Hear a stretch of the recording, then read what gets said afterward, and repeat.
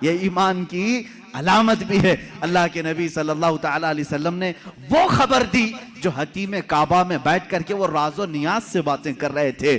اس لیے میرے عزیزو، جب آپ اپنے گھر میں تنہائی میں بیٹھ کر کے یاد کریں، اس یقین کے ساتھ یاد کرو کہ میرا نبی سن رہا ہے، میرے آقا کو اس کی خبر ہے۔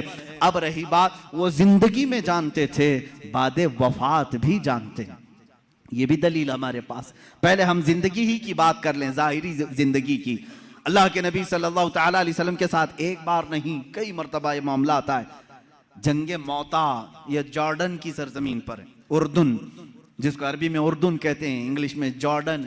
جنگ موتا یہ بڑی خطرناک جنگ ہوئی ہے صحابہ کے ساتھ۔ اس میں رسول کریم صلی اللہ تعالیٰ علیہ وسلم شریک نہیں تھے، مدینہ طیبہ میں تھے چند صحابہ کے ساتھ۔ اس میں صحابہ گئے، حضرت جعفر طیار اللہ تعالیٰ سپہ سالار بن کر کے گئے تھے۔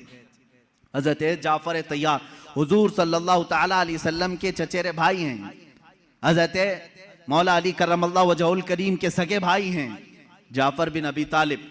یہ سپہ سالار بن کر کے گئے، وہاں پر بازنطینی لوگوں سے سخت ترین مقابلہ تھا۔ مدینے میں میرے آقا صلی اللہ تعالیٰ علیہ وسلم بیٹھے ہوئے ہیں، جنگ موتا ہو رہی ہے۔ آج آپ جا کر کے کیلکولیٹ کر کے دیکھ لینا مدینے سے جارڈن کا فاصلہ کتنا ہے، کافی زیادہ ہوگا۔ وہ ایک الگ کنٹری ہے، آج یہ سعودی عرب الگ کنٹری ہے۔ دوپہر کا وقت ہے، اللہ کے نبی صلی اللہ تعالیٰ علیہ وسلم مسجد میں بیٹھے ہیں، صحابہ سامنے ہیں۔ حضور اکرم صلی اللہ تعالیٰ علیہ وسلم اچانک آپ کی آنکھوں میں آنسوں کا قطرہ ہے۔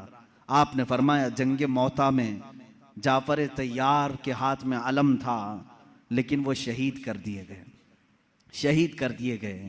پھر فرمایا اب علم عبداللہ بن رواحہ کے ہاتھ میں ہے۔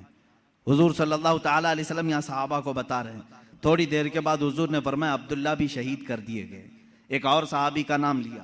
پھر اس کے بعد حضور صلی اللہ تعالیٰ علیہ وسلم نے فرمایا اے میرے صحابہ، اب علم اس کے ہاتھ میں ہے جس کو سیف اللہ کہا جاتا ہے، یعنی اللہ کی تلوار کے ہاتھ میں اب جھنڈا آیا ہے۔ کون ہے؟ خالد بن ولید کے ہاتھ میں ہے۔ اللہ رب العزت خالد بن ولید کے ہاتھ میں فتح رکھا ہے۔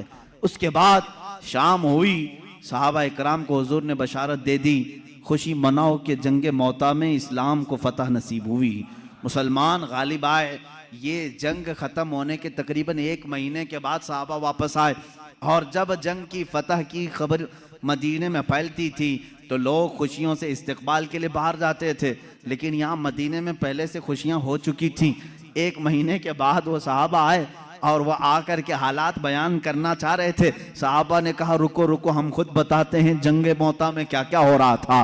وہ کہتے ہیں کیا پہلے جھنڈا جعفر ابی طالب کے پاس نہیں تھا؟ کہا ہاں تھا۔ وہ شہید ہو گئے، ان کے بعد عبداللہ کے پاس تھا؟ کہا ہاں تھا۔ کہا ان کے بعد زید بن حارثہ کے پاس تھا؟ کہا ہاں ان کے پاس تھا۔ پھر جھنڈا خالد بن ولید کے ہاتھ میں آیا اور فتح ہو گئی۔